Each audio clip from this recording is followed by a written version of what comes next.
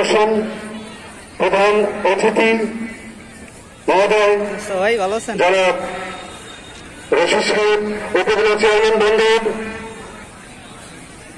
Sir BN উত্তর sir সবাই যারা করে তোলে। আমি উপজেলা চেয়ারম্যান মহোদয়, বিএনএ মহোদয় ও অন্যান্য কর্মকর্তাদের বিনয়ের সাথে অনুরোধ করছি মঞ্চে আসন গ্রহণ করার জন্য।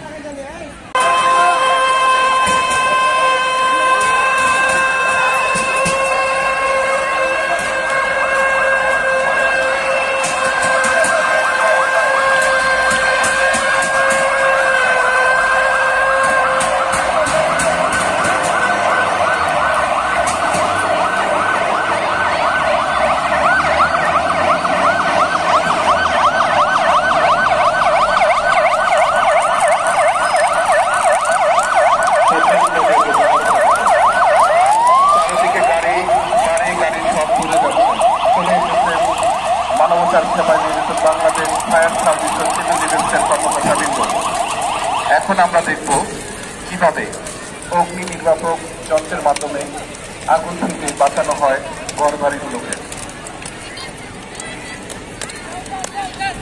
যখনই কোনো বাড়িতে কোনো বর্তমান বিটায় আগুন ধরে যায়, আমাদের প্রথম করণীয় হচ্ছে বাংলাদেশ ফায়ার সার্ভিসের সিভিল ডিফেন্সকে অবহিত করা।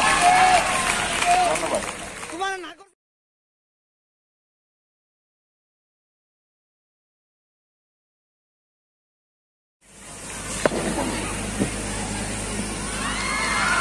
যখন ভূমিকম্প অনুষ্ঠিত হয় তখন তার মধ্যে আগে গ্যাস লিকেজ করে, তারপরে বিভিন্ন বিল্ডিংয়ে আগুন লাগে, বিভিন্ন বিল্ডিং ব্লকস হয়, বিল্ডিং এর ব্লক হওয়ার পরে ফাইটাররা আগুন নির্বাপনে নিয়োজিত, বিভিন্ন টিমে ভাগ হয়ে এখন আমরা দেখবো যে লিকেজ গ্যাস লিকেজ হলে আগুন লাগলে আমরা কিভাবে আমরা নির্বাচন করবো সেগুলো নিয়ে আসছেন। আমরা চেষ্টা করবো। ইতিমধ্যে আমরা দেখতে পাবো একটা বাচ্চাকে উদ্ধার করে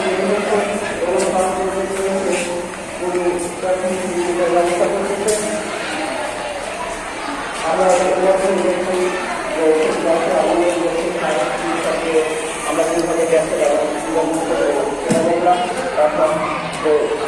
আগুন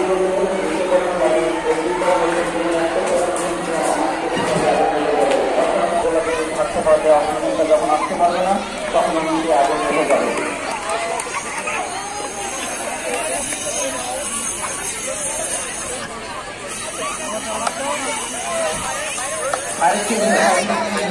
আমরা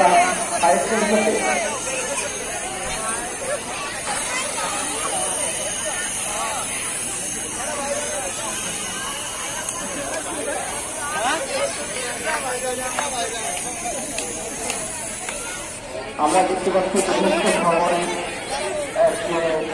এক পায়ে আঘাত পেয়েছে আমাদের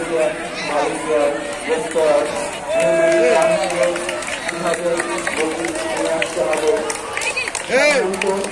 আমাদের কোনো সরঞ্জাম ছাড়াই আমরা 10 ফুট দূরকে নিশ্চিত করতে পারি, শুধু আমাদের চোখে এবং কৌশল অবলম্বন করে। তারই একটা অংশ উন্নয়ন দল আপনারা যখন বিমান নিয়ে এসেছে, একটি বাচ্চাকে গাড়াও করে নিয়ে এসেছে, একজন ব্যক্তিকে ফায়ারম্যান নিয়ে এসেছে, একজন এই রোগীগুলো উদ্ধার করার সময় আমাদের কিন্তু কোনো সরঞ্জাম জমা করে নাই, শুধু আমাদের ব্যক্তি এবং আমাদের ফার্স্ট এড পেয়েছি। ফার্স্ট এডে দেওয়ার পরে আমরা যত দ্রুত পারি তারকে হাসপাতালে পৌঁছানোর ব্যবস্থা করি। আমরা ইতিমধ্যে দেখেছি আমাদের একজন রেস্কিউ টিম ওনারা চিকিৎসা করে হাসপাতালে অ্যাম্বুলেন্সে পৌঁছা দিয়ে উনি হাসপাতালে যেতে রওনা দিয়েছে।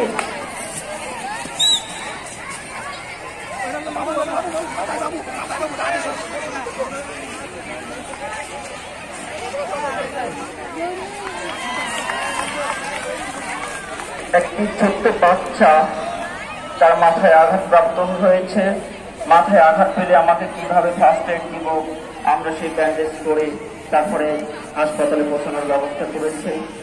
আরেকজন ভিকটিম আছেন, ওনার প্রাথমিক ট্রিটমেন্ট চলতেছে।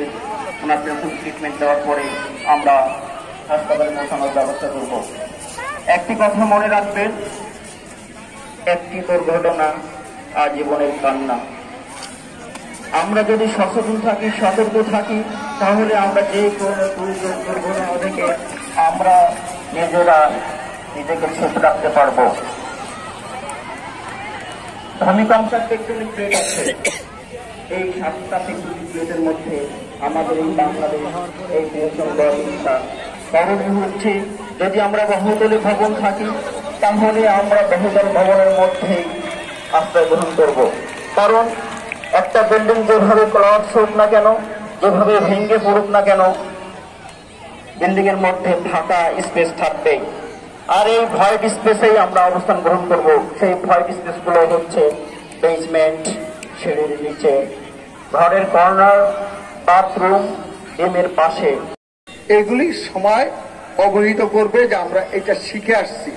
কোন আগুন লাগলে, ঝড় তুফান হলে বা ভূমিকম্প যদি হয়, সেখানে কিভাবে আমরা প্রস্তুতি নিব সেগুলি আমরা দেখলাম। অংশগ্রহণ করেছেন আমার ফায়ার ডিফেন্সের লোকজন এবং আমার উপজেলার কর্মকর্তা, প্রাণী সম্পদ থেকে ধরে মাধ্যমিক শিক্ষা অফিসার এবং অনেকে এখানে আছেন। সবাইকে আমার পক্ষ থেকে আমি ধন্যবাদ আমি জানাচ্ছি এবং মোবারকবাদ জানাচ্ছি। আসসালামু আলাইকুম রাহমাতুল্লাহি ওয়া বারাকাতুহু। এই বিষয়গুলো দেখানোর উদ্দেশ্য হলো, তোমরা তোমাদের বাড়িতে গিয়ে তোমাদের আব্বু আম্মু, পরিবারের অন্যান্য সদস্য, ছোট ভাই বা বড় ভাই বা তোমাদের যারা সহপাঠী আছে তাদের সাথে এই বিষয়গুলো শেয়ার করবে। দুর্যোগ যে কোনো সময় আসতে পারে এবং দুর্যোগ বিভিন্ন প্রকার আছে। ঘূর্ণিঝড়, জলোচ্ছ্বাস, ভূমিকম্প, অগ্নিকাণ্ড, নদী ভাঙ্গন, অনেক কিছু হতে পারে। তা আমরা শুধু আজকে ভূমিকম্প এবং অগ্নিকাণ্ড এই দুটো বিষয় দেখিয়েছি। আমি অত্যন্ত কৃতজ্ঞ আমাদের ফায়ার সার্ভিসের যারা এখানে আছেন। খুব চমৎকার, আমি উপজেলা পর্যায়ে এত চমৎকার একটি মহড়া অনুষ্ঠান আমি তার প্রতি খুবই কৃতজ্ঞ এবং বিমোহিত। আর আমি আমার বক্তব্য দীর্ঘায়িত করছি না। আর আমাদের আসলে নাস্তা ব্যবস্থাটা উপজেলা চেয়ারম্যান মহোদয়ের নির্দেশ অনুযায়ী হয়েছে। উনি হয়তো আমাকে বলেছেন বেশি করে, তো আমরা ওনাকে ধন্যবাদ জানাই যে উনি আমাদেরকে সময় দিয়েছেন। একই সাথে তোমাদের জন্য শুভকামনা।